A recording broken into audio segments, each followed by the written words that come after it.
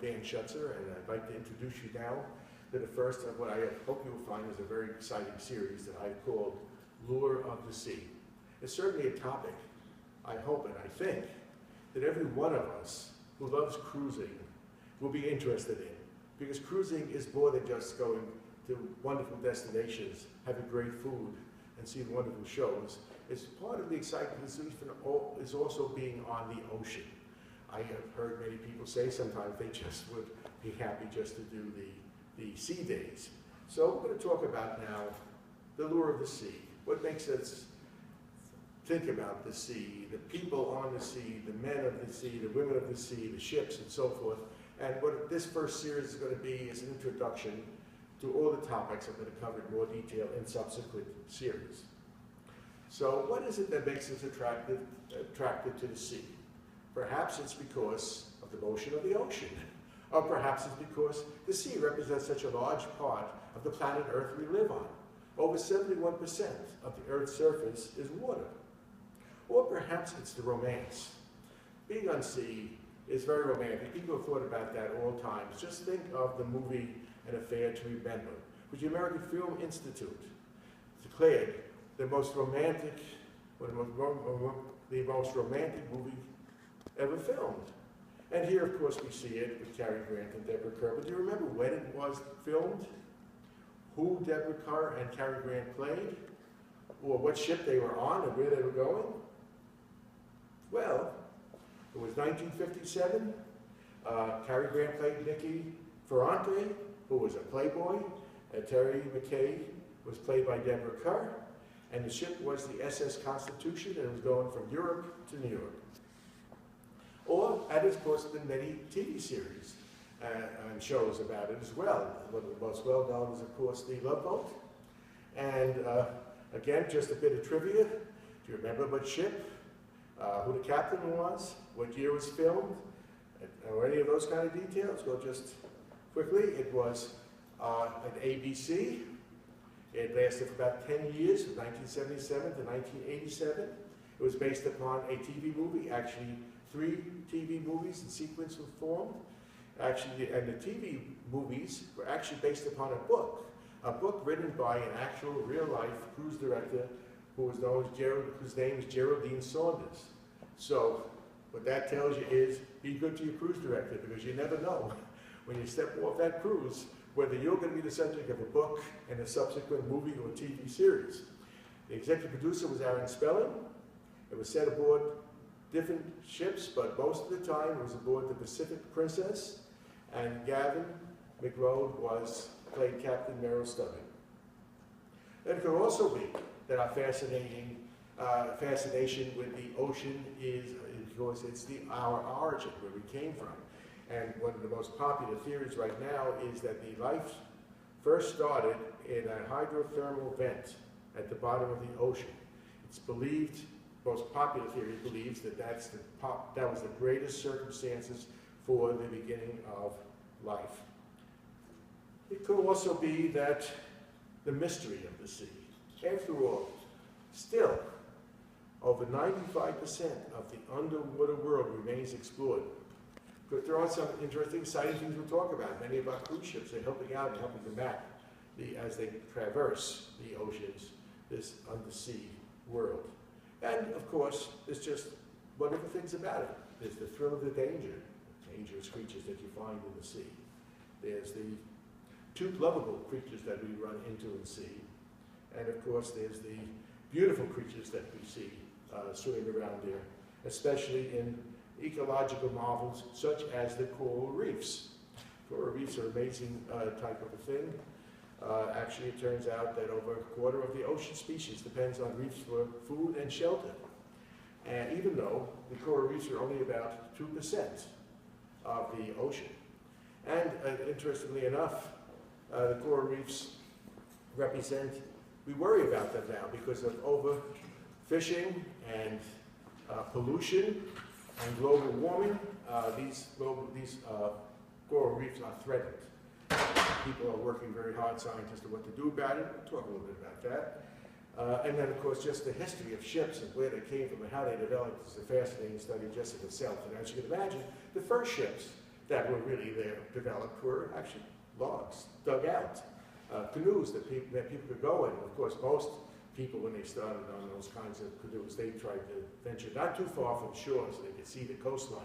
But of course, there were these courageous navigators, great navigators, like the Polynesians, who sailed up to Hawaii across the great Pacific Ocean, thousands of miles, guided by stars and no land in sight whatsoever. A fascinating story about the Polynesians.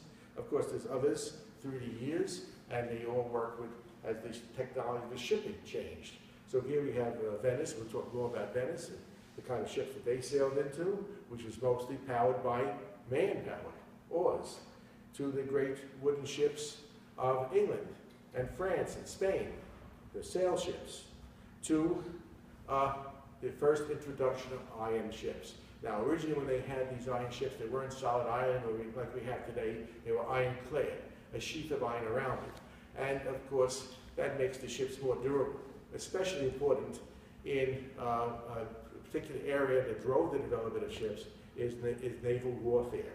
And of course, as you can imagine, you'd much rather take a hit from a cannon if you're in a metal ship than if you're in a wooden ship.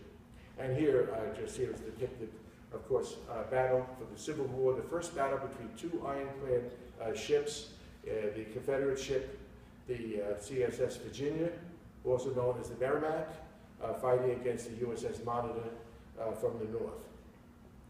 And it wasn't, and the propulsion all changed as well. So from the sails, we see first the development of steam power. The man most credited for the steam power was, of course, Robert Fulton in the early 1800s. And Napoleon, who was around that time, was known to quote that he thought it was the most ridiculous idea in the world was to light a fire in the ship and have steam. But he was proven otherwise wrong.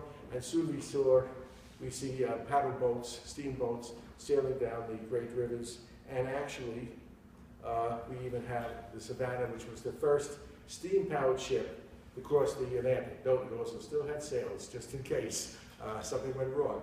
And in fact, that particular ship, it wasn't practical. It didn't stay very long. But the thing that made steam more practical was going from the paddle wheels, when you're going to cross the ocean, through the turbine technology, as you see here, propeller shafts and turbines. And at that point, steamships became really well known, and of course one of the most well known was the RMS Titanic, which was the largest in the world in 1912. Unfortunately, you know the fate that ship went to. And then, of course, the next technology to follow in the powering was the diesel oil, which was much more efficient, and therefore 50% efficiency versus 30%, and soon surpassed the steamship. And here we see the Queen Elizabeth. It was originally steam-powered, retrofitted back with diesel engines, and to this day, most of the ships that we see are still in this diesel turbine-powered type of technology, although it's improved and refined through the years. And maybe if we're lucky, we'll query the captain and his staff and tell you all about the technology that we now see on the cruise ships. Of course, there's another technology that developed, which is nuclear power. Here's a picture of the MS Savannah, which is the first nuclear-powered merchant marine ship. We don't see them too much on commercial ships because of their large cost. It was about $28 million, just the nuclear power. The whole ship was $46 million. So we don't see that too much, but we do see it in commercial. But we do see it, of course, in the military, and when there's plenty of nuclear aircraft carriers, submarines, and the like. Of course, the need and the use for shipping has changed through the years.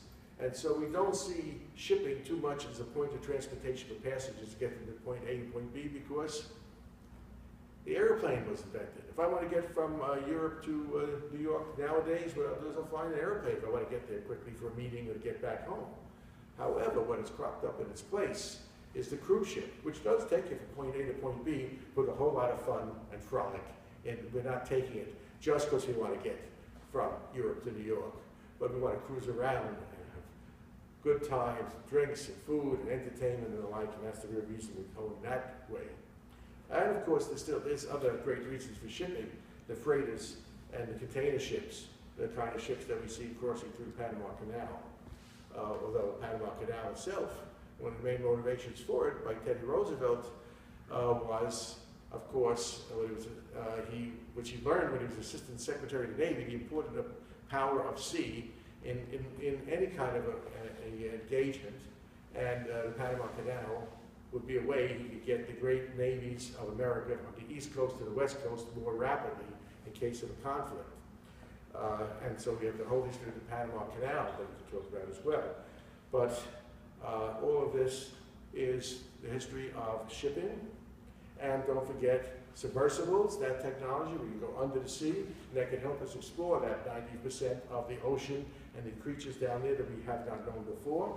And of course, there's other fascinating stories about the technology of shipping that we'll be talking about as well. Just the way we navigate, the way we communicate has changed through the years, from navigating through the stars and then the magnetic compass to know where we're going, to much newer technologies like global positioning satellites that circle the Earth, and gyros and so forth. We'll talk about all that technology so we can understand where we've been and where we come from the lowly dugout wooden log to the modern ships that we see today tooling around. And of course, another fascinating part of the story is, of course, that ships and sea is what has been responsible for the rise and decline of many great nations. And we'll talk about some of the stories of these nations, the kind of ships they did, what led to their rise and what led to the decline.